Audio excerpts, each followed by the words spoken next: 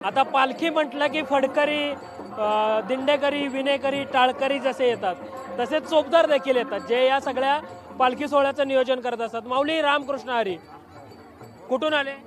आम्ही लातूर. लातूरवरनं आले. काय चोपदार या पालखी सोहळ्यामध्ये फार महत्वाची भूमिका बजावताना पाहायला मिळतात.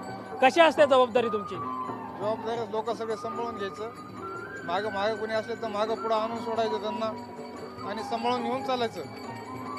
एवढी मोठी गर्दी असते, लाखोंच्या संख्येने सगळे वारकरी चालत असतात. तुमची जबाबदारी या सगळ्यामध्ये फार महत्वाची असते. कशी जबाबदारी निभावता तुम्ही? सगळ्यांना घेऊन चालायचं असते. सगळ्यांना घेऊन सगळी जबाबदारी आपल्यावरच असते. म्हणून त्यांना आपल्या माय बहिणी म्हणून चालायचं असतं. सगळ्यांना घेऊन चालायचं. वारी म्हटलं की अगदी सकाळ पहाटेपासूनच दिवस सुरू होतो. तुमचा दिवस कधी सुरू होतो?